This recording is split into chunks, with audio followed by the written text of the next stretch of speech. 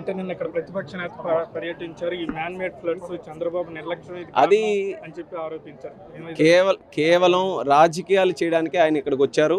అందరికీ ఎవరికి కూడా కలవకుండా కేవలం 4 ముక్కలు మాట్లాడి మీడియా ముందు రాజకీయాలు చేసి ప్రజల్ని భయభ్రాంతులు చేసి వెళ్ళేటటువంటి ప్రయత్నం చేశారు.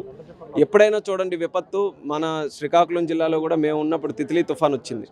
అలాంటి సమయంలో కూడా వైఎస్ జగన్మోహన్ రెడ్డి గారు వచ్చి ప్రజల్ని రెచ్చగొట్టే ప్రయత్నం చేశారు తప్ప భరోసా మాత్రం ఎవరికి ఇవ్వలేదు. నిన్న కూడా వస్తే ఇంత విపత్తు వచ్చినటువంటి సమయంలో ప్రజలకి కలిసి బాధ్యతగా ఒక నాయకుడి స్థానంలో ఉన్నటువంటి వ్యక్తి, అమ్మ మేమున్నాము, మీతో ఏదైనా సహకారం ఉంటే మేము మా వంతుగా కూడా చేస్తాం అన్నటువంటి మాట మాట్లాడాలి. కానీ ఇష్టం వచ్చినట్టుగా దొంగ మాటలు చెప్పడం, లేకపోతే ఫేక్ ప్రాపగాండా ఒకటి క్రియేట్ చేయడం, అది గతం నుంచి ఆయనకు అలవాటు అయినటువంటి పద్ధతి.